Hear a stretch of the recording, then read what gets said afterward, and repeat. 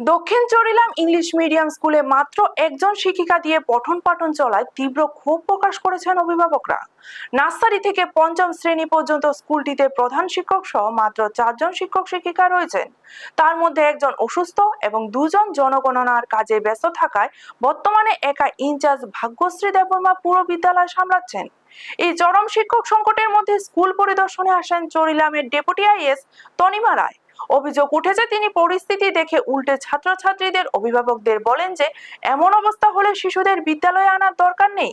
Deputy is এর মুখে এই দায়িত্ব জ্ঞানহীন মন্তব্য শুনে ক্ষোভেই ফেটে পড়েন উপস্থিত অভিভাবকরা।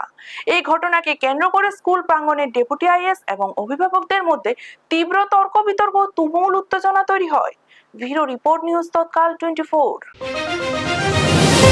স্কুলে মানে স্যার নাই, নার্সারি থেকে 5 পর্যন্ত ক্লাস হয়েছে 8টা, শুধু ম্যাম আছে একজন। এখন উপরের থেকে একজন ম্যাম আছে, আজ গেছে কয়টার থেকে ক্লাস। তো আমি কইছি ক্লাস হয়েছে 8টার থেকে, আমরা 7:30টার দিকে আই স্কুলে। তো কয়টা আছে 7:30টার দিকে আমি স্কুলে। ওকে এরা কে আইন করছে 6টাতে, আমি 6টার থেকে আই আসি, স্যার হয়েছে একজন, কি করবো বাচ্চারা। এই কথা হইছে না, কথারে ঘুরায়েন না, কথাটা হইছে স্কুল টাইম। আপনারা পাংচুয়ালিটির দিকে হেল্প করেন। ছোট ছোট নার্সারির বাচ্চারা তারা একা একা বসে যায়, একজন আরেকজনের উপর উঠে যায়, পরে মাথা টাথা ফেটে যাবে। কেউ দেখার নেই, শিক্ষকও নেই। শিক্ষক তো 6টায় আসে না, শিক্ষক 6:30টার ভিতরে স্কুল শিক্ষক আসবে নিশ্চয়।